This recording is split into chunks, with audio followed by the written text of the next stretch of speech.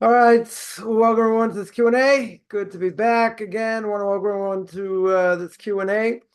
A few things came up that think need to be addressed. One is somebody asked like this. Question was, is it permitted for a person to punish either a Jew or a non-Jew? Right? I don't know, punish them in some way, right? And allege they had permission from God to do so, or God authorized them to do so.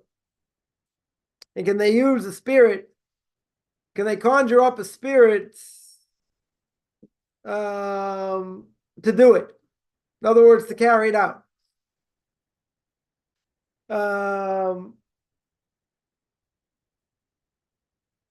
Interesting question.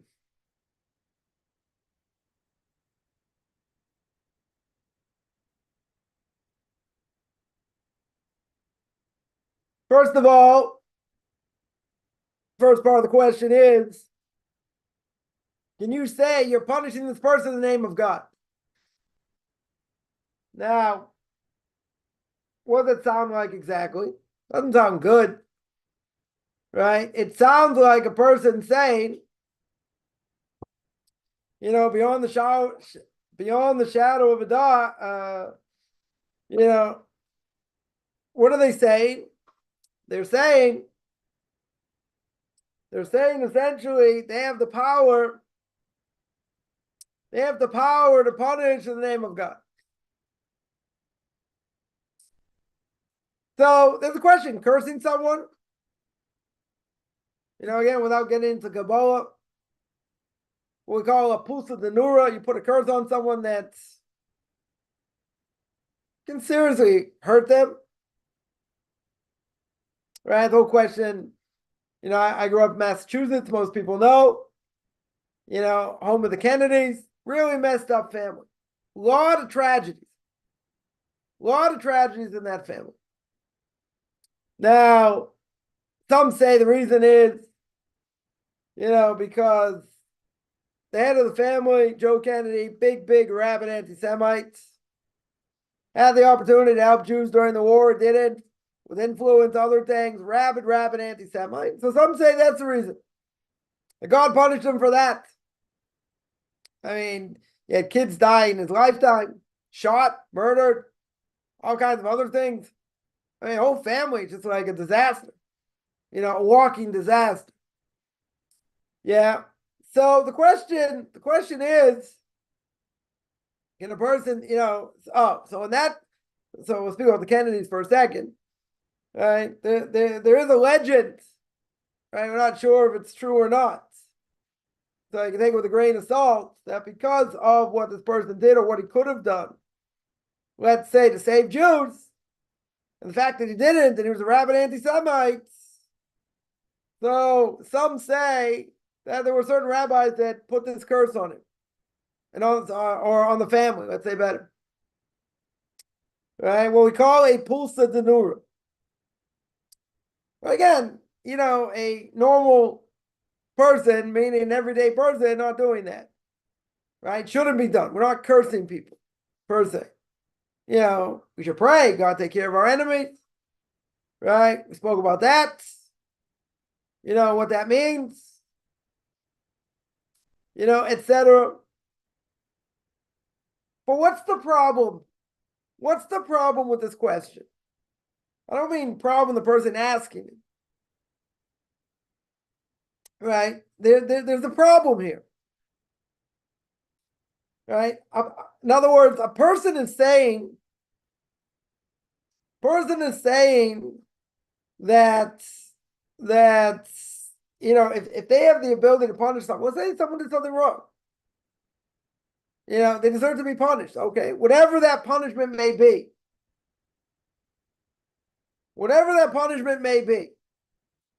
Can they say, rationally, without knowing anything else about Torah, mitzvahs, anything, can they say with a straight face a poker face, I would say. Can they say with a straight face, yeah, you're being punished because this is what God wants? That I have permission, not me, someone, whoever it is, they have permission to punish from God. God authorized them to do so. Very strange thing to say. Why do I say it's a strange thing to say? Think about what's being said here.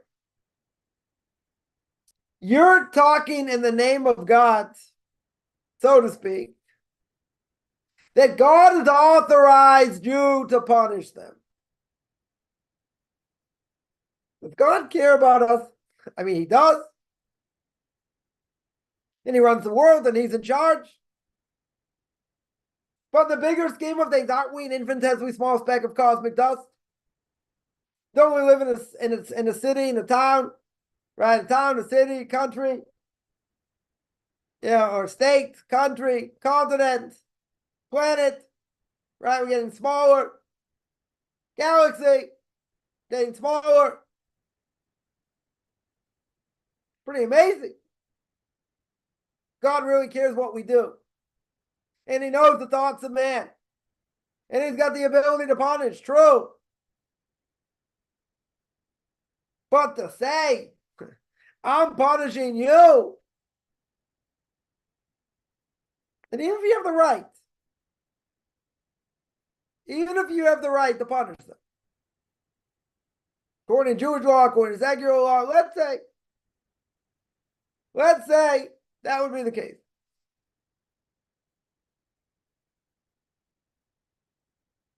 Doesn't really sound so good saying, I'm doing this in the name of God.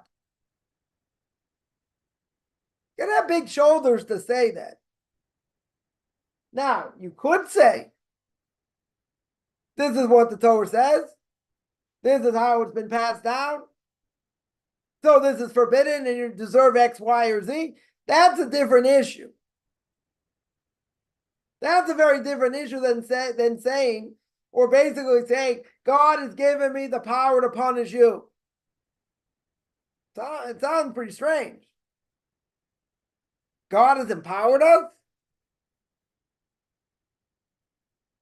God wants us to say, the God of Israel says like this. Yeah, we can quote the Torah. We can quote what it says. We can give definitions of what it means. Or what potentially it means. But how could somebody say this is what God wants? I'm punishing in the name of God. Now, we believe the Torah is true. We believe there's reward and punishment. Right? If you want to say, well, if you do this, it goes against the Torah. You steal, you cause damage. There are repercussions, yeah. Why there are repercussions? Because God said so. God says it's reward and punishment. A lot of people say, not true. I can do what I want. Who's to say the reward and punishment? God says so. Say it every time. Twice a day. Right? Jews say twice a day in the Shema. There's reward and punishment. You do the right thing, we'll have water, we'll have food, everything will be good. You do the wrong thing, you're in big trouble. That's the reward and punishment. It's black and white. Now, a person could say, even if that's true, you got to show me the Torah's true. You got to show me God exists. That's a different issue. That's a totally different issue. But, but to say I'm speaking in God's name, or God gave me permission to do this, right? If you said it in a different way, it would be more acceptable. If a person said, this is what the Torah says, this is what the rabbis learned, this is how we interpret it, this is what the punishment is, that's a little bit different than saying, I'm empowered by God to punish because you caused damage. Now you can tell me, this sounds like semantics. It's really saying the same thing. Right? Isn't it the same? It's the same thing. It's just you're saying it in a different way, much different way. To say that, we believe the Torah is true, person does this, that, and the other thing, this is the punishment, this is what's going to happen, right? This is what should happen. Isn't that being empowered by God? Essentially. He's the one that's going to exact punishment. He's going to take care of business like he always does. This person, in this world get dragged, to a Jewish law court, or they don't go to Jewish law court, take them to secular court if you have to. Justice will get done, one way or another. But to say a person's empowered, they have permission from God, not a question of permission from God here. This is what the Torah says, right? If you said it that way, I don't have an issue. Because this is the end result. This is what's going to happen. This is why it's forbidden. These are the ramifications. That's a little bit strange to say I'm empowered by God to exact this. Maybe it just doesn't sound good in English. Maybe it sounds like, I don't know, maybe it sounds like, Christian or who knows what. It sounds like a person's out of their mind. I'm empowered by God. Who are you? Who in the world are you? You keep Torah mitzvahs, very good. You're on a level to say you're empowered by God that makes you a prophet? No. You can enforce the law, right? To the best of our ability. Those things can be done. Right, but to say God has authorized them, it's a little bit much. But again, it doesn't mean that's not reward and punishment. It doesn't mean God's not taking care of business. Not at all. He's just saying it, I think, in a strange way. Right, for a person to say, the Torah says this is why the person's getting punished, right? And, they go against what the law says. It's a similar thing. It's just the way you say it. Right? I think saying it this way makes you feel, empowered. Maybe it makes you think you're a Navi, that you're a prophet. You get an inside track. You ever hear people say, yeah, God speaks to me? I don't know. Nobody has prophecy today. Greatest rabbis of the generation may have Ruach HaKodesh, divine inspiration, lower form of prophecy. Real prophecy in the hands of imbeciles or little children. What a person feels, I can't answer. Not going to go there. What, practically speaking, according to what the rabbis tell us and what the prophets tell us, it's not that.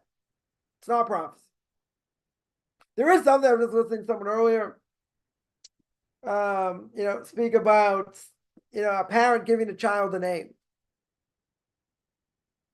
That we hold as like prophecy. Similar to prophecy. Why do you come up with such a name? You say, I want a name after this one, I want a name after that one, etc. But at the end of the day, you give a name to a child, it's a huge thing.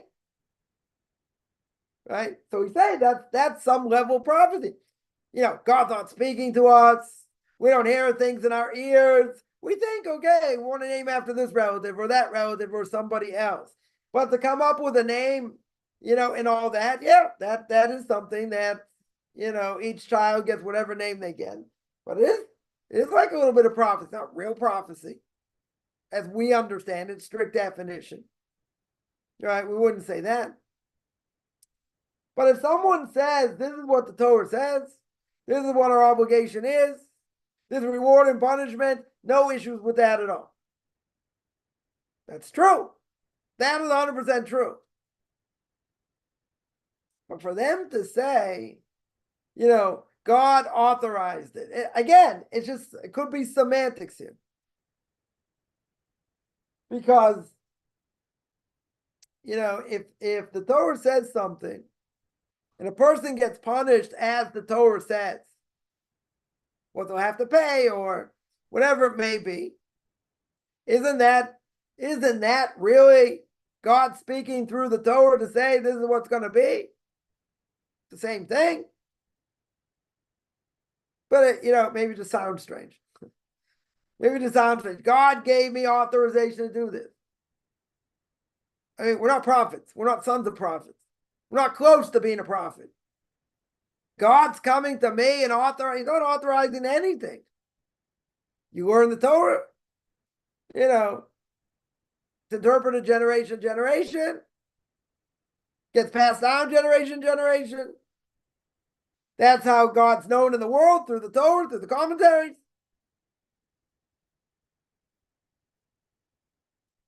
Right? So, yeah, God authorizes and says what's right and wrong. So if we say, well, this is what the Torah says, you're right. Doesn't that mean it's like we're speaking in God's name? We're speaking about his Torah. Isn't that the same thing? Sounds like the same thing. But if you use those terms, I'll get the second part of the question second, right? You use those terms in your saying, you're getting on your pedestal, on your soapbox and saying, I'm speaking in God's name. What's someone going to tell you? Who are you? You're speaking in God's name. If you say, this is what the Torah says, this is how we understand it, this is what it means, I don't have again, there's no issue with that. That's true. Yeah, it might be difference of opinion, these rabbis and that rabbi, whatever. Practically speaking, we hold like this, that, and the other thing. Very good. That's not a problem. But it sounds like, not necessarily being holier than thou, it sounds like a person says, I have prophecy. I have the rights. Well, guess what? We do have the rights. Because the Torah says, Book of Deuteronomy, you got to listen to the Levite and the priest in every generation, the Kohen in every generation. Who are the Levites and the priests in every generation? Those are the rabbis. So plenty of people out there say, no, I only want to listen to God. I'm only going to listen to God's law. Karaites. People don't believe in oral law. Okay. They say, I'm only going to listen to God. What's the problem with that? What's the problem with that in general? I'll tell you what the problem is. The problem is, you're going to say, I only listen to God. Right? I'm only going to listen to God. How are you going to know what to do? Practically speaking, how are you going to know? How are you going to know what to do according to what the Torah says? How are you going to know? The Torah is a law book. Very good. The Torah does not tell me how to do X, Y, or Z.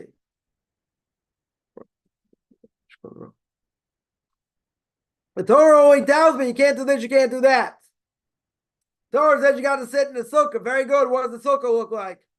Does it have walls? Does it have a roof? What's a nice smelling fruit we take with our lulav? As it says in Leviticus chapter 23. Someone's going to think it's a quince. Someone's going to think it's a pomegranate. No one in the right mind is going to think a nice smelling fruit is a lemon on steroids, a citron. Who's going to think that? Nobody. But the Torah says you got to bring it in front of God. What does that mean? And what happens and how much of them do I have to bring?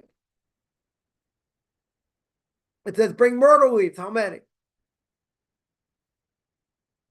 What if they dry out? Or somewhat dried out? Yeah. How many myrtle leaves? How many willows? Doesn't tell me. I don't have any information over here. Torah just says do this. Very good. So I need interpretation. The Torah begs for interpretation. 100%. So the rabbis are given the ability to interpret. They are the Kohanim of every generation. Which the Karaites and a lot of other people can't stand because they say, they made it up, they did this, they did that. No, they made a fence around the Torah, but they're explaining what the Torah means. If you don't have the rabbis, you don't understand what the Torah means. It's, that's why I get all the Christian mistranslations and all that. They don't know what it means. They quote unquote have their own scholars, blah, blah, blah, but they're far off, way far off. That's the first part of the question. I would say second part of the question is that would be the case. They're saying I speak in the name of God. is it okay for them to use the spirit to carry out the action, regardless of whether you committed a sin or not? I shouldn't laugh, right? I'm just thinking other things in my mind. Yeah. Is a person allowed to use sorcery? What did Abraham give to the children of Keturah? Spiritually, he gave everything to Isaac. Torah he gave to Isaac. What did he give them? Right, the children he had with Hagar. What did he give them? The Torah says he gave them matanos, gave them gifts. What gifts did he give them? He gave them the gifts of what? Shemus, Atumo, right? Names from the dark side, sorcery. And he sent them to the east. We understand that as the Far East. He sent them to the Far East. That's why I have a lot of sorcery, black magic in that place. Right? More than anywhere else. So no question without getting into why did he do it? I can think of a lot of things he could have given them. Why that? These are things you don't want to play around with. Sorcery is forbidden for Jews and non-Jews. Playing with Ouija boards, forbidden. Bringing up souls, it's not so hard to do. All I have to know is certain incantation. You don't have to be on a high spiritual level. Totally don't have to be on a high spiritual level. Right? So what's the question here? So the question is, and could they use the spirit to carry out their action? This is something should never be done. Right? I have a video I did on Tanakh Talk, controversial issues. Using Ouija boards, this thing sorcery, 100% forbidden. God put it out there to test people. He didn't want them to tap into it. People tap into it, could cause you your life. Could cause you your life. These are things you don't want to mess with.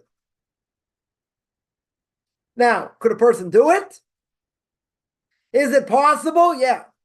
Why is it possible? Because to take things from the dark side is not that hard. You just have to know what you're doing. Say certain incantations. You don't have to be on a high level for this at all. Anybody could do it. You know, using the ineffable name of God and prophecy, that's a whole different level. Whole different level. But even to save people. One of the rabbis went up to heaven and said, let me use one ineffable name of God. Went in front of the heavenly court. And he said, I can use one ineffable name of God in order to stop the destruction of the temple and the exile. And the heavenly court said, no. This is a decree, can't do it. That was it. But even to save lives, let's say a person used an ineffable name of God to save tens of thousands of lives. Is that a good thing to do? No. Should never be done. You're playing with things you do not want to play with. Even for the sake of a mitzvah and saving lives. So to say, okay, God authorized me to do this, problematic to say that. But to say that, and to use a spiritual force to do your bidding, to take care of business, no, that's forbidden.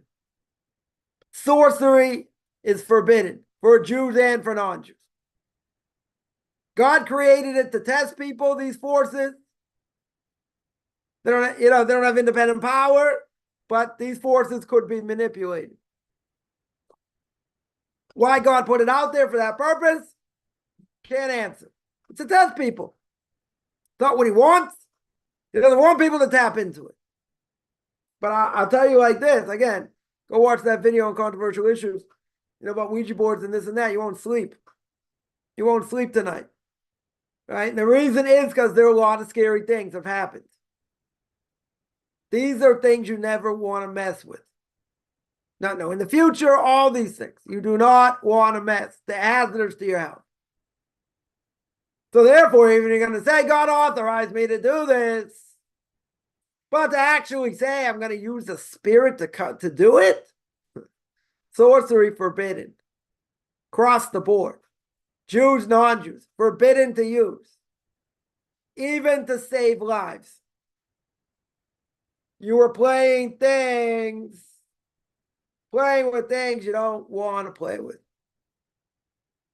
Right? That's how I would answer. Now, somebody asked a few questions here. One is, what should one eat if they're not currently near a kosher market? They can't get kosher food. You'd be surprised how much really kosher food is out there, right? The OU, Union of Orthodox Rabbis, there are more than 50,000 products certified kosher, right? Meat, yeah, you'll have a problem with. Dairy, you'll probably have a problem with, finding. But there are plenty of things to eat. Vegetables, fruits. Check on the packages, probably crackers as well. Crackers and other things. Meat, you have a problem. Cheese, you have a problem. Milk, you have a problem. Right? But, even a person, I remember I was on my way to Memphis, Tennessee, right in between Nashville and Memphis. And I was with somebody, stopped to get gas. That's whatever. I'm not even gonna go through that story. Won't even go through that story. It's a funny story though. But anyway, we go in, whatever, get gas. So we go into this convenience store there, right? But in the gas station. Plenty of things to eat. I mean, it's all garbage. There are cakes there you could get, cookies you could get there, crackers you could get there, drinks you could get there. I mean, plenty of things. You're gonna get meat there? No. You're gonna get milk products there? Probably not. Yeah. I mean, you're gonna cheese and all that? No. Right? So that stuff you won't get. Plenty of other things to eat. Grains you can eat. Grains, got to be careful. In the States, it's probably better than it is here in Israel, the way they're stored. Because here, a lot of grains are buggy. So you got to check them for bugs. But in America, I think that it's cleaner. I think it's much cleaner than here. But, in general, you'd be a vegetarian. Right? Fish you can eat. Right? It's kosher fish. You can buy fish. Right? It's got to have scales and fins. So you have to know which there are plenty of fish that's kosher. What if it's frozen? Doesn't have any rabbinic supervision. It's fish. So some rabbinical authorities may tell you, you let it thaw, you cut off a sliver around the whole fish. Because maybe they cut it with a non-kosher knife. Right? Otherwise, I could eat it. No problem. If it's cooked, that's a different issue. We're talking about if it's frozen. Right? It's frozen, there's nothing added. It's just fish. Right? Totally fish. No salt, nothing. Just fish. That's not a problem. Right? Going to an open market, a fish market, it's a problem if there are non-kosher fish there. Because even if you get kosher fish, the knife used to cut it, problem. You know what the knife was used for. They can say we only use it for kosher fish. Can't believe them. And you can't believe they only used it for fish. Who knows? Somewhere in the back, they could have used it to cut salami. They could have used it to cut meat. Who knows? Non-kosher meat. Right? They could have used it to cut onions and then they use non-kosher meat or whatever. That's a huge problem. Right? That'd be a huge problem, certainly for Jews, because onions are sharp. Onions take the taste of whatever's on that knife, multiplies it. That's a problem. That'd be a problem. So, yeah, an open market, I would say, is a problem. Fish, tuna, you can last on tuna for a while. Getting kosher bread, that might be an issue. That might be an issue. But a lot of these places have kosher bread also. You'd be surprised. You'd be surprised. So being a vegetarian, you'd be a vegetarian de facto. De facto, you'd be a vegetarian. Right? So, you won't eat meat, you eat fish, you eat vegetables, you have fruit, you have plenty of things to eat. No, you're not going to starve by any stretch. Right? Somebody, that's what I would answer. Somebody asks, why is sorcery forbidden? There are forces out there that we're not supposed to tap into. And there are things we're not supposed to do. I'll give you an example. A person takes, I'll give a few examples. One, you're not allowed to play with creation. This is part of creation. Playing with creation is a problem. If I take a horse and I made it with a donkey and I make a mule, a very, very strong animal, very powerful animal. What's the problem with the mule? Sterile.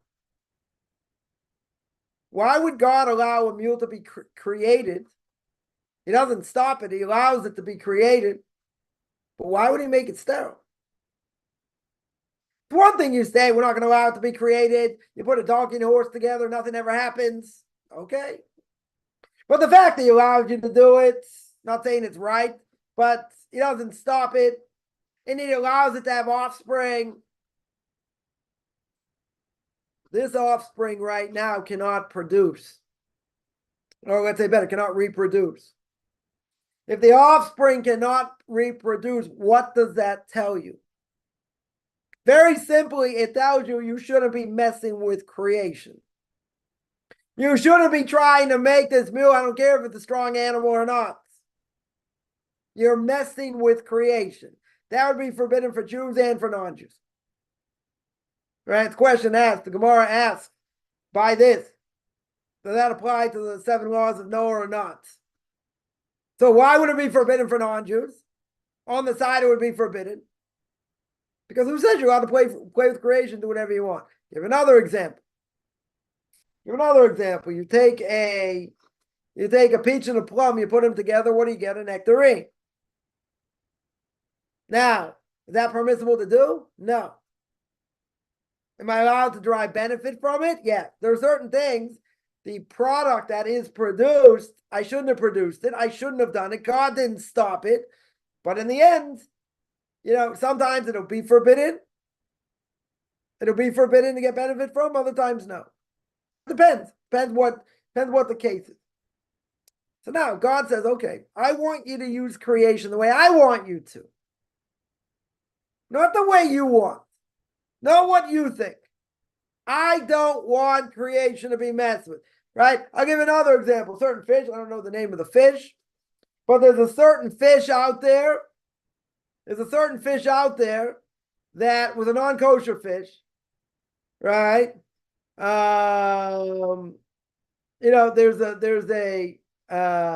was a non-kosher fish. This happened many years ago, many years ago.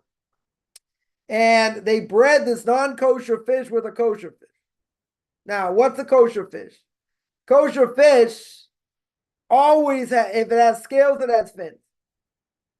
So the criteria for a kosher fish is that to have both. You'll never find a kosher fish or any fish if it has scales that doesn't have fins or vice versa. So scales and fins we're allowed to eat, right? That's a kosher fish. Now, what happens if I take this kosher fish and I made it with a non-kosher fish? And that offspring of those fishes, so to speak, that offspring of those fishes, what's going to happen? The offspring that come out have scales and fins. Yeah, so the kosher fishes. Technically speaking, it's a new species. Okay. What's the problem? You'll say if it's a new species, not that you should have done it, created a new species, what's the big deal? It's got scales and fins. If it's got scales and fins, I can eat it. There's the problem. The problem is we have a Talmudic axiom, and that is anything that comes out from something non-kosher is non-kosher. Right? Anything that comes out from something that's impure is impure. So what do I have? I have a non-kosher fish that's impure, can't eat it. So anything that's going to come from that, whatever it is, that animal, fish, whatever it may be, even if it's got kosher signs, I shouldn't be able to eat it. Gets a little bit complicated here. Why should I be able to eat it? Because I have a Talmudic axiom. And the axiom is anything comes out of these things is forbidden to eat, period. I can't eat it. What do I have over here? I have a new breed. I have a new creation. That new creation is a whole new fish. That whole new fish, now you got thousands and millions of these fish that have scales and fins. So you're going to say, what's the problem? It's kosher. What's the issue? It's a kosher fish. Oh, but what do I do with this Talmudic axiom? Even if it's got proper, even if it's got scales and fins, it would tell me it's kosher. Those are the signs that make it kosher. But the problem is, anything comes out of a davar tamei, anything comes out of something that's impure is impure. But it's got kosher signs. This is the problem. This is the problem. Right? That's playing with creation. That's changing things God didn't want to change. Okay, now what happened? Could have God stopped it and made sure they didn't reproduce? Yes. Could he made it a different way where they wouldn't have scales and fins? Yes, but he didn't. He allowed it to happen. Now, he doesn't have to stop it. He doesn't have any obligation whatsoever to stop it. Does he want you to use it? No. This is a serious problem here. This creates a serious problem, right? Is it a coincidence? The fact that a mule cannot reproduce, that's not a coincidence. That 100% is not a coincidence. So why does God allow it? Why does he allow it to be produced? Free will. He allows us to have free will. And by using this free will, we can choose it for good or for bad. That's why he created evil, exactly for that reason. To allow people to tap in or not tap in. Does that mean God is evil? No. Doesn't mean that. Doesn't mean he's evil at all. He gives people free choice. Now, it comes to sorcery. He says in numbered places. Different types of sorcery that the Torah says is forbidden. Looking at the stars. If you knew how to do that, trying to look at the future. Does God want you to know the future? No. Now, there are people who know what they're doing. Not these horoscopes or whatever. Those are a whole crock in general. But someone really knew how to stargate. Yeah. You see the story by Abraham. Yeah, God says, look at the stars. You can't count the stars. You can't count the stars. Your progeny is going to be uncountable. Now, we should have like 150 million Jews today. So why are we so small? We might be small, but we're not insignificant. Everywhere the Jews have been, they succeeded. Also been thrown out, almost of every country. But at the end of the day, he does not want anyone to tap into this stuff because it's dangerous. It's playing with things that should not be played with. To the point where it could kill people. Could absolutely kill people. So why do you put it out there? To test people. Right? But it's forbidden in general, not just because of the danger. It's forbidden because these are forces we should not be in contact with. There are things in creation you shouldn't touch. You shouldn't mess with. And if you do, there'll be repercussions. There can be more serious repercussions, less serious repercussions. Right? But when you do certain things out of the ordinary that should not be done, there can be serious repercussions. So who says we're allowed to play with creation? God doesn't stop it. He allows people to tap into it if they want to. But he says, don't do it. It's a temptation. Who wouldn't want to have this power? Imagine you could have power over angels to do this, that, and the other thing. All by saying a few incantations. Who wouldn't want the power? I know of a story one of my rabbis told me once many years ago. It was a doctor healing people in, very strange ways. Very, very strange ways. So someone went to this doctor, pretended to have certain ailments or whatever, to see for themselves, how this doctor is actually healing people. And what does this doctor do? He said some sort of incantation. It's like, his whole body started to contort and different things and who knows what. They saw it with their own eyes. Person came back to himself, yeah, do this, do that, whatever. Whatever it was. It's like in a whole trance or who knows, whatever it was that this person saw. Now, I can only imagine. Again, this is just me talking here. But I can only imagine when a person goes through that and they're doing that, I can't imagine this is really good for the body. That it doesn't affect the body in other ways. I had someone actually just comment, made a video way back when about learning Kabbalah. Yeah. Let me just bring it up here because I think it's a similar thing. It's a similar idea. Let me see if I have it here. 1 second here. Maybe it's here.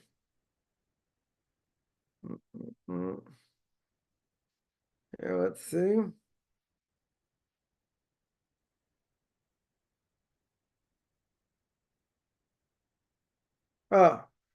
Someone here commented. I'll just read some of it. Someone said they commented on this video, and the video is called "Can I Learn Kabbalah?" Yeah, it's a short video, not one of my normally long videos, relatively short video. Someone said, they said it like this: it's not a learning from an occult group, and they said it can harm you mentally, spiritually, physically. That somehow led them to the path of conversion. However, it did. But essentially what they said was that it was a good thing I sent out this warning for people to take seriously. Why? Because if you don't understand it the right way and it's being misconstrued, or whatever it is, right? You got to study the Torah, they say, it's got to be followed in the right way, but it could seriously mess you up spiritually and physically. Not my words. Studying this stuff or doing it is hazardous to your health, right? That's simple explanation. It's hazardous to your health. Why did God put it out there? Test people. 100%. 100% test people. Right? So that is, that's what I would say. That's what I would say about that. Now there's a follow-up to that. Let me do the follow-up before I get to the other things. Someone says the moon healing energy, many train use different stones. Yeah. Isn't that forbidden? Yeah, it should be. Should be. I'm not I'm certainly not going to be claimed to be an expert in it, but yeah, these type of healing energies, different things, yeah, that should be a problem.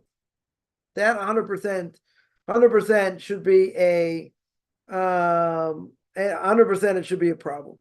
Yeah, because these things, they're using them for, I don't know, different powers, different things, well, whatever it is. I saw something a while ago, whatever. I've seen this, I don't know, this ad, I guess it's popped up. It's popped up a number of times. And yeah, it looks like idolatry, what it looks like. I mean, you're tapping into things that's, using this thing to heal. This thing, I mean, it's quote unquote got healing properties. You do this, you do that, it'll heal this, heal that. That's a problem. That essentially is the problem. Because you're giving something a power that's, it's like sorcery. Sorcery, idolatry. Right? That should be a problem. Someone says this teacher's giving over to a Jewish. Let me tell you something. I took a course, the last class I took when I was in college, when I was in university. And I took a course on New Age religions. Yeah. Interesting course. Witchcraft, other things. And guess what? The majority of people that came to speak or whatever they wrote about or whatever were all Jewish. They don't think there's anything in Judaism, so they go to Wicca, right? They go to witchcraft. They go to other things. They go to other things, which is all forbidden. Totally forbidden. Yeah. So you're telling me, well, people giving this over are Jewish. I'm not surprised. When we do the right thing, we go all the way up. When we do the wrong thing, we go all the way to the ground. Right? We're already buried in the dirt, so to speak. So that's not surprising. In the Messianic movement, Lahavdil, make a big distinction here. A lot of the people in the Messianic movement are leaders of Jews. They just happen to be Christians also. So we rise to the top in even the worst things. Even in the worst things. If you want to tell me a lot of people doing this are Jewish, not surprising at all. Because if not into Torah and mitzvahs, where are they going to be? Someone was just telling me earlier, they were just in Thailand for a few days. They were there for Shabbos. 300 Israelis there. 300 people to Chabad house for Shabbos. So you get a lot of Israelis go there, after they do the army, whatever, check out that part of the world. Like, get into spirituality because they don't think Torah has any spirituality to it. Right? Where's the biggest Seder? Passover Seder in the world every year? Kathmandu, Tibet. Right, 3,000 people there. All these Israeli backpackers looking for spirituality. Is that surprising? Not at all. Because they don't think it's in their own backyard. Somebody asked, one question was, how should Noahide study Torah? They can't study it like a Jew.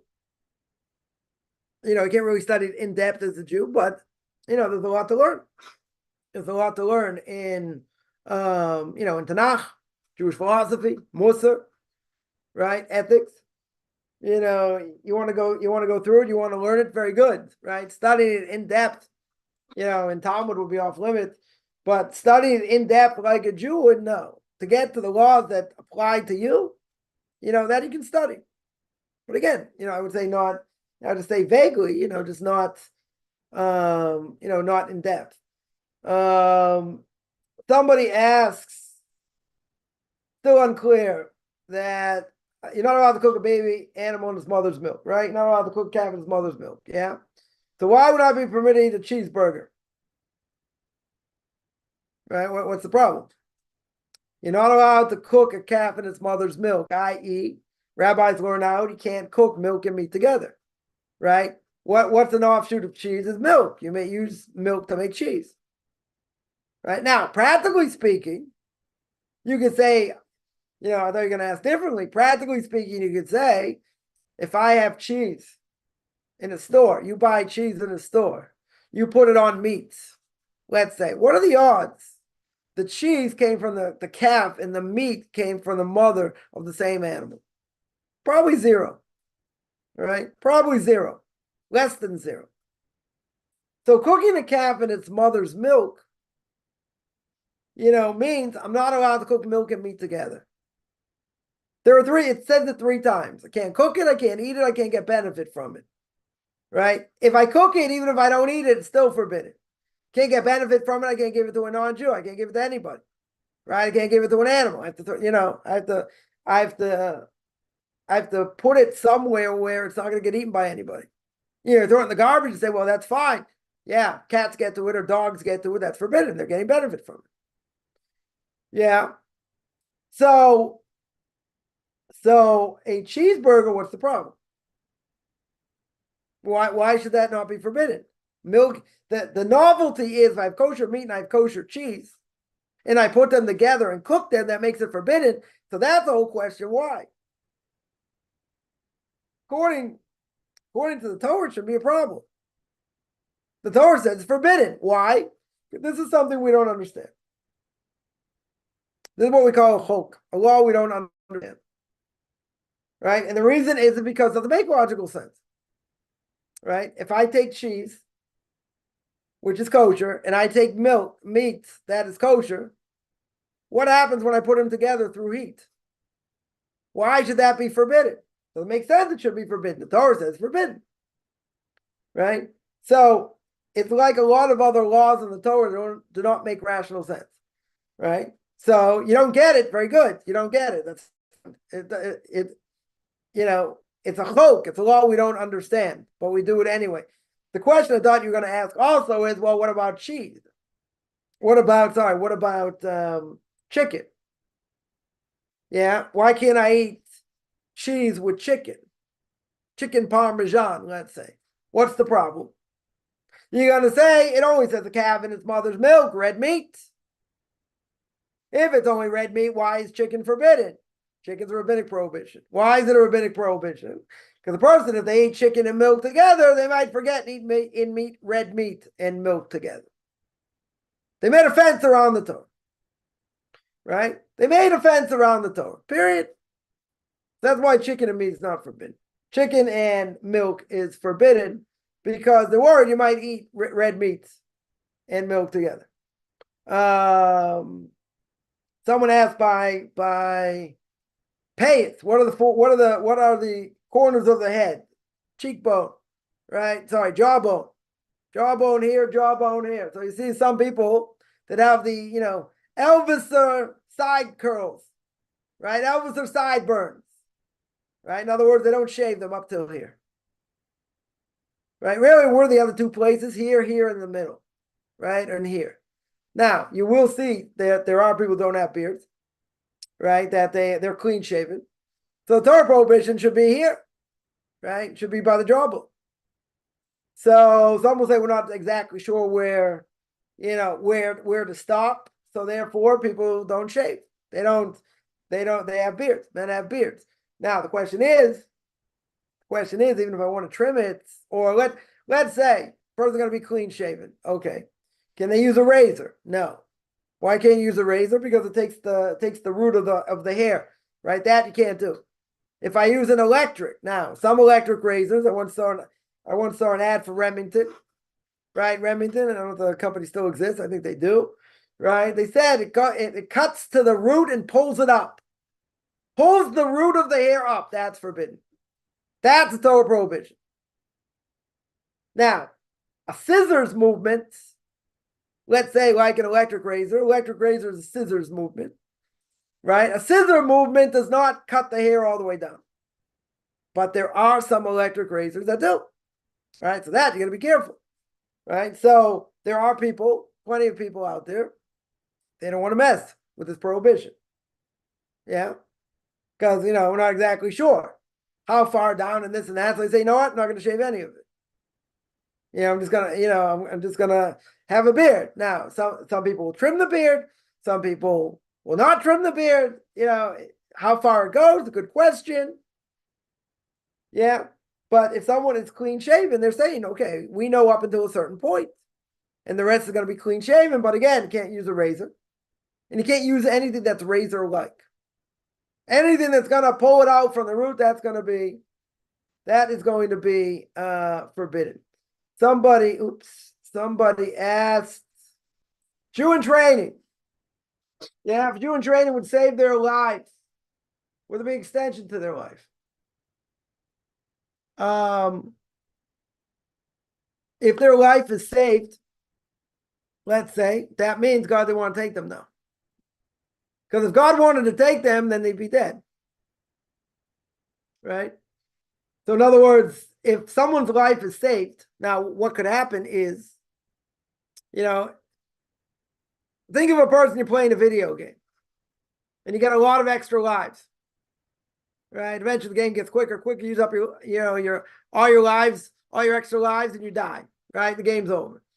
Yeah. So let's say in real life, person got in a serious car accident, but they came out of it. I don't know, rehabilitation, maybe some broken bones, whatever it is. Now, why didn't they die? Could have died, let's say. Why didn't they die? So it could be a lot of merits of mitzvahs that they've done protected them. So the mitzvahs that protected them, they lose in the next one because they didn't die. Yeah. So if they were supposed to die, so they used up some of these extra lives, right? They end up using up some of these extra lives. So they got a new lease on life. That's an extension of life. But again,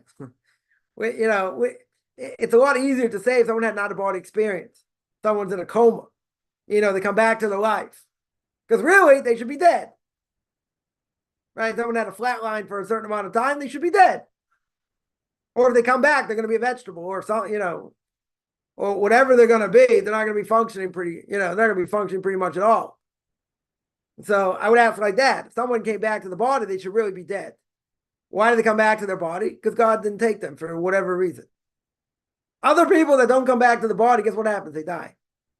That's what happens, right? So even if they save their own lives at an extension, who says they're supposed to die?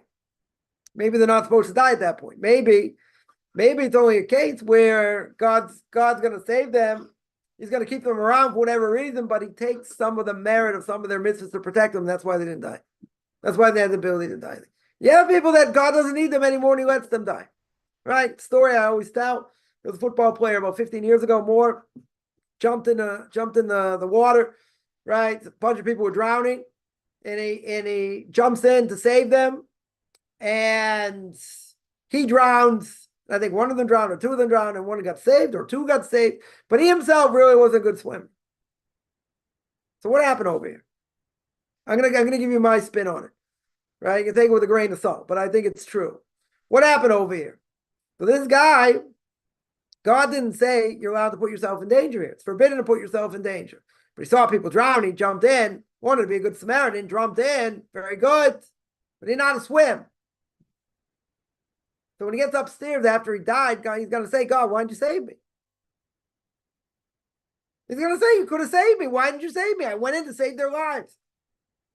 Now, if we were playing God, if I was playing God, I put on my funny George Burns glasses, my funny mustache, what would I say? I would say, you buffoon, I didn't tell you to jump in. You don't jump into, to the ocean if you don't know how to swim. Oh, you can tell me, Lovell was dying, was drowning, and this and that. Okay, do whatever you can, try and save them. You don't put your life in danger. You're not allowed to put your life in danger. If it's a doubt whether your life is in danger, that's a different issue. But if clearly your life is in danger, you're not allowed to do that. That's called suicide. Right? Essentially, you're jumping in to the river, a pool, whatever it is, you don't know how to swim properly. So now I was 15 years old. I took a course in junior life saving when I was in camp. You jump in to save someone, you better darn well know what you're doing, because if not, they're going to drown you. They will save themselves by drowning you. So if you don't know how to swim and you don't know what you're doing, you will drown. They will kill you. They'll kill you not because they want to kill you, because they want to survive. So who gives you the right to jump in? So what would God say? Right? I'll tell you what God would probably say. God's probably going to say, listen, I looked into, all your future generations, nothing good's going to come out of it. You didn't have any extra lives. You didn't have any protection. There's no reason for me to keep you alive.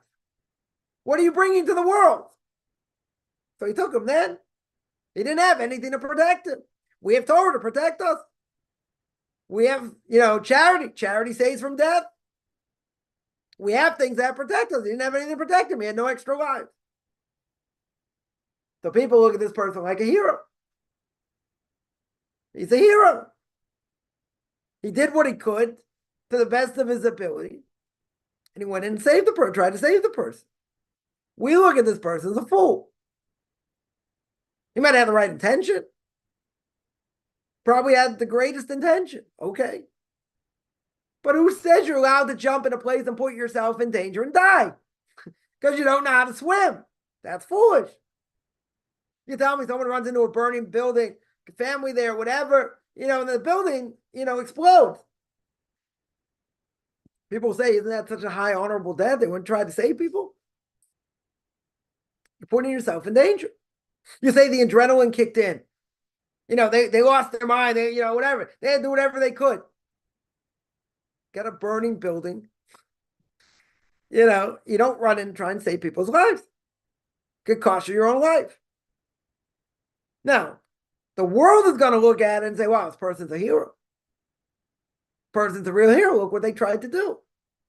Their intention is in the right place. But remember one thing. We're governed by Torah. We're governed by what's right to do, what's wrong to do. So the Torah sets guidelines. And the guideline over here is I can't be a fool and jump into something, no pun intended, if I don't know how to swim or it's a dangerous situation. A viable, dangerous situation. If it's a doubt, as we always say, it's not clear it's a dangerous situation, okay? But for goodness sakes, you can't swim. And you're definitely not, either you don't know how to swim or you're not a good swimmer. And you jump in to save somebody and you end up drowning, whose fault is that? Whose fault is that? God, why didn't you save me? God's going to sit there and say, I had to save you? You put it in your own mind to jump in.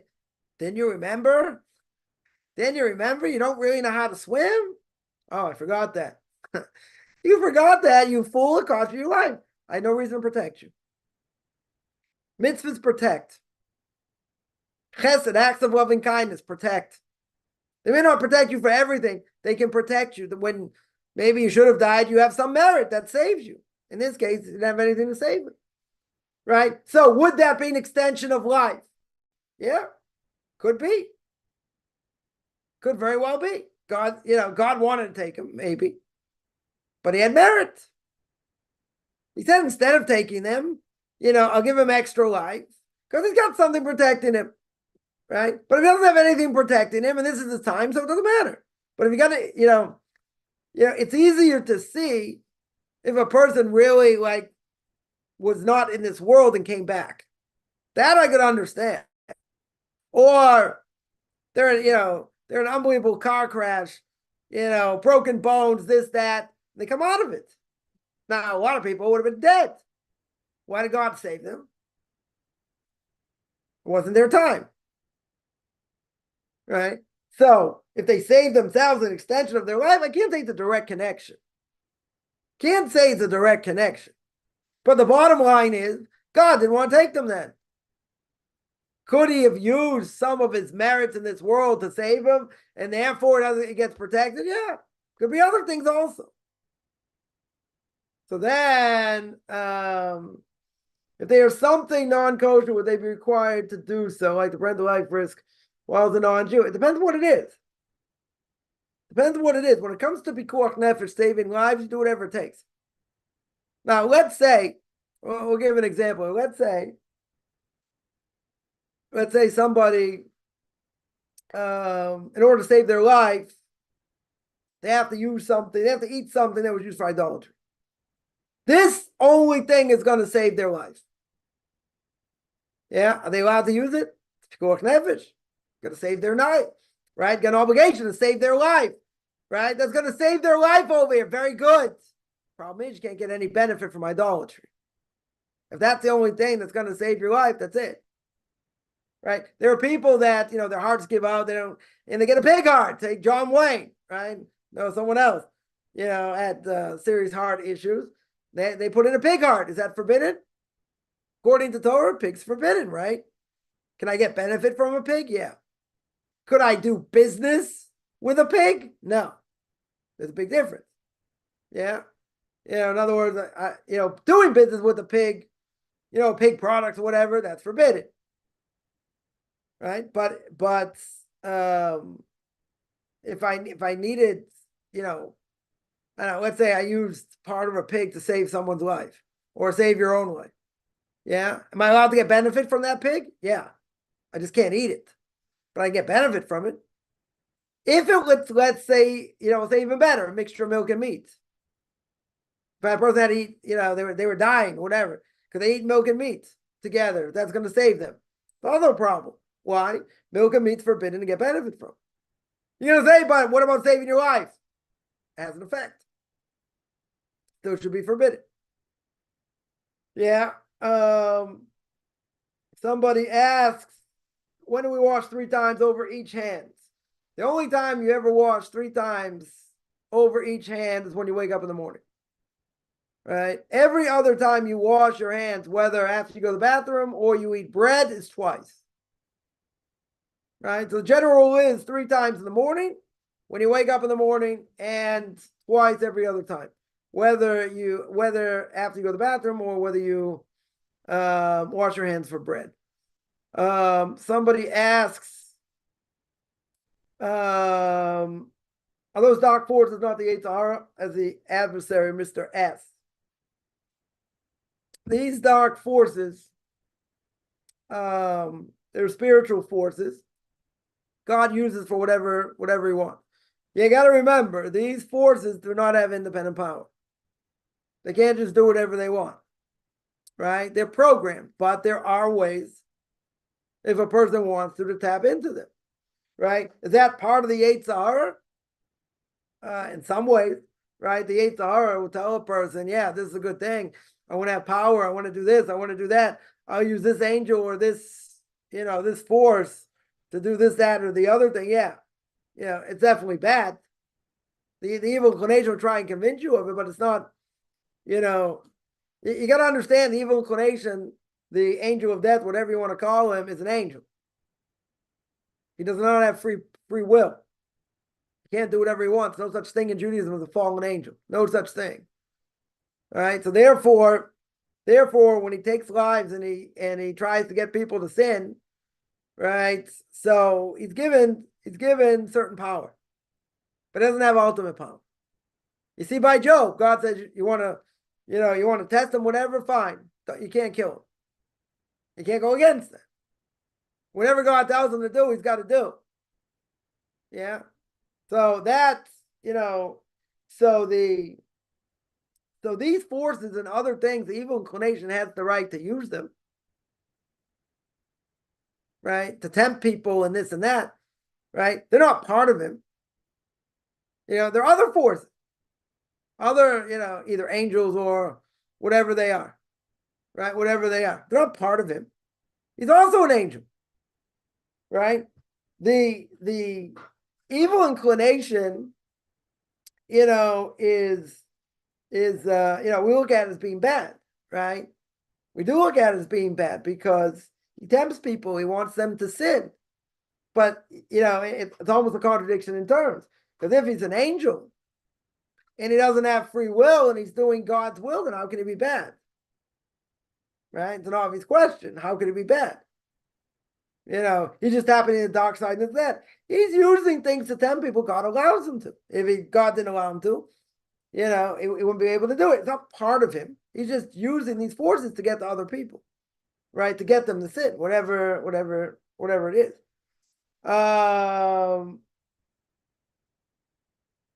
No, I'd allowed to memorize the Tanakh. Yeah, they want to, right? Definitely not a problem. Someone here mentions famous verse, Deuteronomy chapter 17, verse 10. Should do according to what they say, what they tell you from the place of the Lord will choose, blah, blah, blah, right? You got to do, you didn't quote the end of it. What the Torah there says is, if you don't listen to what the Kohen, what the Levites say in every generation, right? You are, whatever they say, right is left. You got to listen to them. It's death penalty. That's how severe it is. I think they very interesting. Oh, look, rabbis put this in so they're protected. Yeah, but we believe it's God's law. So you got an obligation to listen to them. And if you don't listen to them, it's a severe prohibition. The really issue, I think, the issue is that, to light Hanukkah candles is from the rabbis. Yeah. A woman lighting Shabbos candles from the rabbis. A lot of things, that come from the rabbis. So why do they say, oh, the rabbis this, the rabbis that? Yeah. There are plenty of people who do what the rabbis say, but there's certain things they don't like. That's the difference. There are certain things that they don't like, don't fit into their world outlook. Okay. But others, you can't pick and choose here. If a person's wife is going to light Shabbos candles, if you're going to abide by the laws of milk and meat, not eat, chicken and cheese, right? Or even better, you're going to light Hanukkah candles. That's all rabbinical. It's all rabbinical. So people say, oh, the rabbis this, the rabbis that, when rabbis tell you to do things you don't like. That's when it comes up.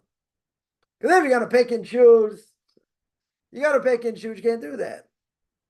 Either you buy into the system or you don't. You can't say, well, I'll do a little bit of this, a little bit of that. No. Rabbis say, as the Torah over here says in Deuteronomy chapter 17, you got to listen to what they say. Not some things they say. You get these messianics and others quote all these things in the Talmud. Oh, we're anti-women, we're anti-non-Jews, pedophilia, all these different things. Yeah, they look at one thing, take it totally out of context, which they're very good at. They totally take it out of context, and they say, look, this is what it says. Very good. You want to see what it says before? I give one example. I'm only going to give one example. People say, see, non-Jew drowning on Shabbos, you can't save him. Yeah, that's what the Talmud says. Now, practically speaking, that doesn't apply. You'd have to save them anyway for a lot of reasons. But I'll mention one thing. The whole page of Talmud there. That at the beginning, there's a whole discussion. How are you allowed to save a Jew drowning on Shabbos? Now, if that Jew's going to keep Shabbos and he keeps Shabbos, you save him. Why? Because he's going to keep future Shabbos. If it's a secular Jew, right? No offense to any secular Jew out there. If it's a secular Jew, you can let him drown. Why? Because he doesn't keep Shabbos. Right? Maybe if you save him, he will keep Shabbos. Okay. It's a question of are they going to keep future Shabbos or not? Now, is a non-Jew in that category? Even a super Noahide? No. They don't keep Shabbos. Right? They don't keep Shabbos. So if they don't keep Shabbos, you don't save them. Right? That's the context. Now, problem is people will look at the end of the Gemara and they'll say, hey, you can't save a non-Jew drowning on Shabbos. That's not the question. The whole point of the Talmud over there is asking, why are you allowed to save a Jew on Shabbos if he's drowning? How can you desecrate Shabbos to save him? That's the question. Oh, so then the Gemara goes to this whole thing, and at the end it says you can't save a non-Jew on Shabbos. But that's not the point. That is not the point. That's cherry picking, right? That's saying, see, that's what the Talmud said. Okay. You want to read what it says before? Right? It's like the Christians always argue Isaiah 53. Did you read Isaiah 52? Did you read Isaiah 54? Did you read what it said before? Or you just saying, oh, this is what it says over here? Yeah, but what did it mean before? How can you take it out of context? That's exactly what they do. Big problem. Big problem. That's why they take one verse or two verses and they say, see, it means this, and it's really a hint, and it's all about JC and this and that. But what about the verses before? What about the chapter before? What about the context? Oh, we don't care about the context. We're looking at this, but that's a direct contradiction to other things. You can't just cherry pick, but that's what they do. It's exactly what they do. Yeah, it's kind of foolish. Say, look what this verse means. Yeah. Give a good example. Jeremiah chapter 30. Talks about a new covenant, a brit chadasha, a new covenant. What is the beginning of the chapter talking about? Reconnecting to the old covenant. Jeremiah is screaming at the Jewish people to reconnect to the old covenant. That you want to be part of the old covenant, go back, repent. Why does he call it a new covenant? Good question. But if you know internal logic, that the Torah said you cannot, Moses said you can't add or subtract, can't go against what Moses says, how could Moses contradict himself and say, how can the prophet go against what Moses says? Can't do that. Internal logic. So a new covenant has to mean something else. It cannot mean, we just disregard everything. That goes against a number of principles in the Torah. So what about the beginning? So why don't they read the beginning of the chapter? Where he's screaming at them, connect to the old covenant. Connect to the covenant I gave you on Mount Sinai. What happened to that? Oh, we erased that. We got rid of that. We didn't like it. Right? So we just sort of erased it. How can you not look at that in context? What's the answer? Because they do. Because they want to prove their point. That's the idea. Right? That's the idea. And it's annoying. It's annoying because you're not playing on a normal field here. You're cherry picking your questions. You're taking things out of context, way out of context. Like they'll say, "Oh, if a 3-year-old had relations, does the hymen grow back? Doesn't it? Does he have to divorce or not?" All kinds of questions. Oh, you're going to use a 3-year-old as a prostitute? First of all, in the time of the Talmud, a 6, 7-year-old could have given birth. So a 3-year-old could be like a 10-year-old. First of all, right? Second of all, the Talmud is talking about a case where it happens. This is what happens. We're not talking about a case saying, we want our 3-year-old to do this and do that. No, the Talmud is talking about a specific case. This is what happened. What are the ramifications? Could this girl ever marry a Kohen? Is she considered a prostitute in such a case? It's the whole thing. Right? It's the whole thing. But they're going to say, see, you see pedophilia, you see it's all, look what the Jews do. That's not the point. Right? They don't like the answers. Very good. They don't have to like the answers. Okay. But you can't say, this is what they're doing. This is the case. What happened? This is the case came in front of rabbinical court. What do you do? What are the ramifications? Does she get her money? She doesn't get her money. Can she marry a Kohen? We're not saying this is advocated. We're not throwing them out there, but they're looking at apples and oranges. Oh, a 3-year-old? You throwing a 3-year-old out there like that? 3-year-old's like a 10-year-old. More. Think about it. Right? But they're going to say, see, look at what it says. See, this is why non-Jews should learn. Not allowed to learn Talmud. Not because they don't have the intellect. Right? But they have to learn from someone who knows how to learn. And if you look at things and you look at them out of context, this is what happens. This is exactly what happens. Other questions here. Let's see.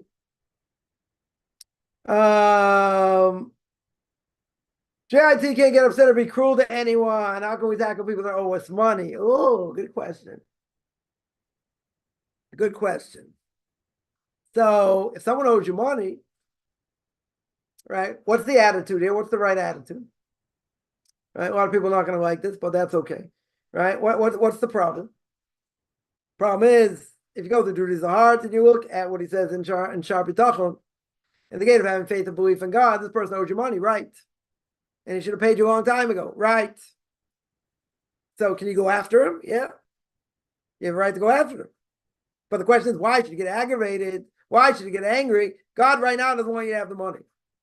That's the attitude. Okay, you'll get it when you get it. Right? It's a hard thing to hear, but you'll get it when you get it. Doesn't mean you have to go after him. Doesn't mean the person doesn't owe you money. They owe you money. It could be aggravating. But isn't our mentality, shouldn't it be, okay, God, you're the one in charge. You'll take care of it. I'm doing it the best of my ability. You deserve to be paid. Right. Could you take him to court? Yes. Could. Now you're going to say, but I really need the money. Okay. It's aggravating. Right? But what does the Torah say? What does the Torah want from me? The Torah wants you to say, God, you're the one in charge. Okay. You're making me suffer in this way. And I need this money. So what's the mantra? God, you're the one in charge. You'll take care of it. But I need the money now. Okay, so you have to work out another plan. It's not going according to plan. You do whatever you can to get the money. But, I'm not even talking about taking the higher road. He's saying this is what Jews have to do. This is our obligation. What are you getting aggravated about? This is what God wants from you. Maybe it's trying to work on your patience. Say, I got no patience left. Good. Work on it some more. That's what he wants. It's like squeezing the bottom of the toothpaste. That's exactly what he wants. See the bigger picture. He's the one in charge. You get it when he wants you to have it. Now, you could tell me that's aggravating. Yeah. Right? But why are you going to get aggravated for? If you realize that the mantra is he's in charge, there's no point to get aggravated. He'll take care of it. However he takes care of it. Has nothing happened today. I'm not going to say what it was exactly, but an unbelievable thing. An unbelievable thing where I've now just been given like a whole lot of leeway, in different ways that, life is looked at very differently now in different ways, for certain things. So, wow, this might be really hard, but guess what? God has opened other doors. He opened other doors, even in a very difficult situation. He said, I'm here, don't worry. I'm here holding your hand. You're not going to get crushed. Doesn't look good, but you're not going to get crushed. Totally not going to get crushed. And this is the way it is. I said, okay. That's unbelievable. That's totally unbelievable. Now, is it an easy situation? No. Not at all. But at the end of the day, God can help in ways we can't imagine. Ways we can't imagine. Yeah. Is it good to be in this type of situation? No. No, I'm not going to say it is. At the end of the day, just gave me a lot of leeway. Tremendous amount of leeway here. I always say, when you see the piece of the puzzle fit and it fits, go have a piece of cake and just say, thank you very much. That's what you do. And even when the money comes in, let's say in this case, person hasn't paid a long time. Yeah. When the money comes in, you say, thank you very much. Have a piece of cake. He'll give you the money when he wants to give you the money. I've had a number of things happen recently. I said, okay, you want to do it this way? Okay. You know what I need. You're in charge. You're going to work it out. I feel like getting squeezed and this and that. Okay. But somehow it works out, even if it's not pretty. It may not look pretty, I can tell you. There are things that may, let's say a person got a bill to pay. They have no idea where the money's coming from. They may even have to borrow the money to do it. But in the end, somehow it all works itself out. Now, you're going to tell me, but it's not pretty. I didn't want it to happen this way. You're right. Maybe they prepare, maybe this, whatever it is, right? At the end of the day, what happens? It got taken care of. You're going to say, but it was hard and this, that. You're right, but it got taken care of. Right? Same thing. God, it says one of my rabbis once, money came in, I needed it 2 months ago, 2 weeks ago. And the answer was, this is when God wanted you to have it. To get aggravated about it, it's not worth it. That doesn't mean you have to be a pushover. That doesn't mean you should just lay over and, not go after the person. You can go after the person. Go after the person. You can also, judge them favorably and say, listen, maybe they're going through a hard time. Maybe, try and look at it in a positive way. They're not doing it just to mess the person up. Maybe, they're under serious stress, different things, and they can't come up with the money now. Now, I'm not saying an excuse is valid. They still have to pay it. But even if they still have to pay it, why the person gonna get upset? God is obviously stopping you from getting that. Right? So you're gonna say, okay, so what do I need to work on? Patience. Patience.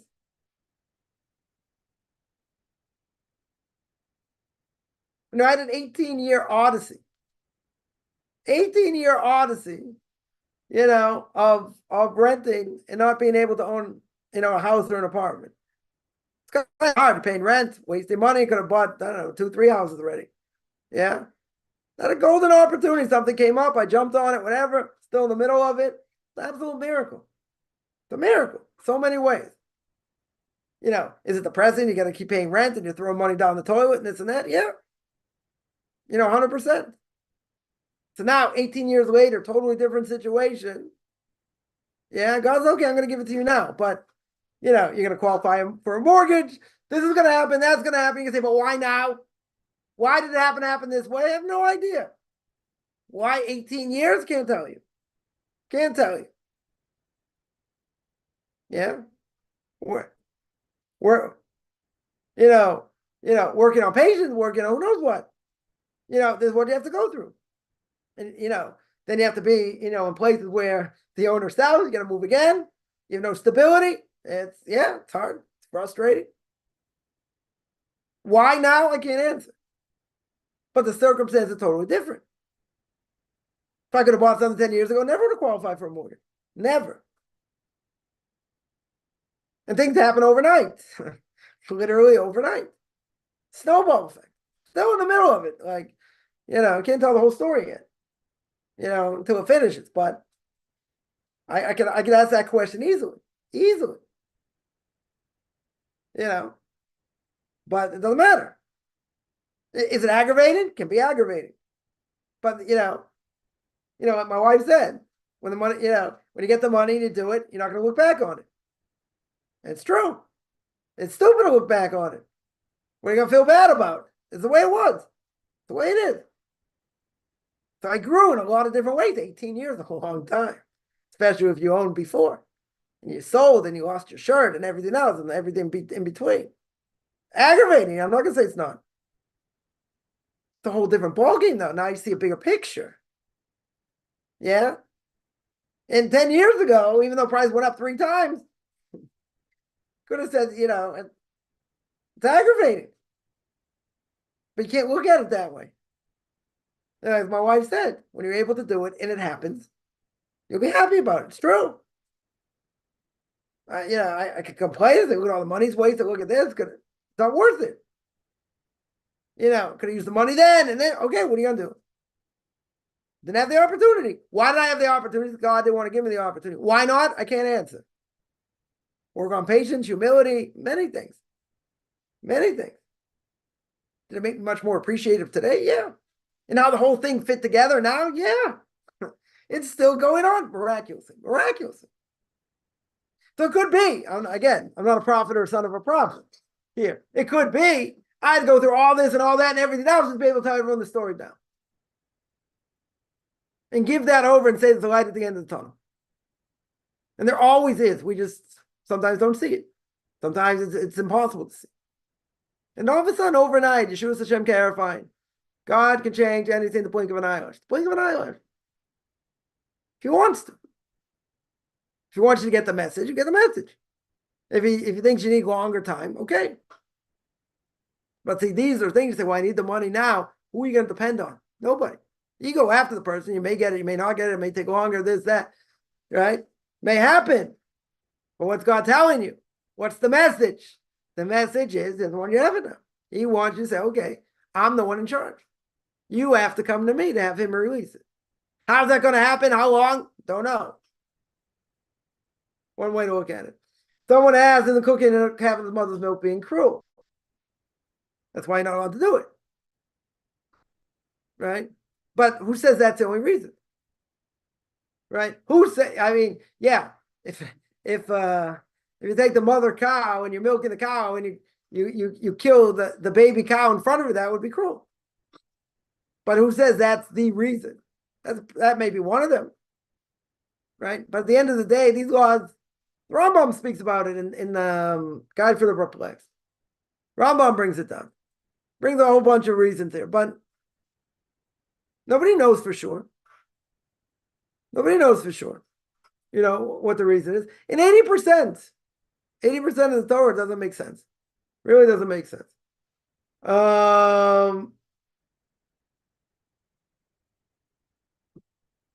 Someone asks, consider loans as gifts. If you get it back, all the better. Yeah, but people won't lend money if they're not going to get it back. People want to get money back. They don't want, sometimes they say, yeah, if someone lent out money, they should have in the back of the mind, they're not going to get it back. Not giving it as a gift, they want it back. Right? So, if they say, fine, it's a gift, you can't pay it, okay. But really, they want it back. Someone asked, what's intuition? I don't know. What's intuition in Judaism? That's whatever. That's a much deeper discussion. Maybe we'll tackle it one day. Let me see if there's any other questions here. Quick questions. Someone has a person's field, they're called to conversion, but person's wife is a Christian, refuses to convert. Yeah. You're allowed to stay with it, you don't have to divorce. Right? No one says you have to convert. Right? Question how you raise kids, that's a problem. Right? That would be an issue. But who says a Noahide cannot be married to a Christian? Can't walk into a church. Right? You can't do idolatry. Okay, if they do idolatry, kids do idolatry, there's nothing you can do. Right? And if all things being equal, the marriage is healthy, then you shouldn't get divorced. Right? You don't have to get divorced. If there are going to be religious ceremonies and that, you can't partake. You cannot partake. All right, I got to run. I'm going to stop here. I do this every Tuesday and Thursday, 10 o'clock Eastern time, 5 o'clock Israel time. Great questions here. I think a great Q&A. Anyone has any questions, find me on Facebook, Rabbi Chaim Coffman. If you're on Orthodox Conversion Judaism, orthodoxconversion.com. Or you can, or be on Orthodox Conversion Judaism on YouTube. There I got videos on Torah portion of the week, Q&As, controversial issues, ethics of our fathers. You want to send me an email, rabbichaimcoffman@gmail.com, RBBICHAIMCOFFMAN @gmail.com, which I'm good. Beginning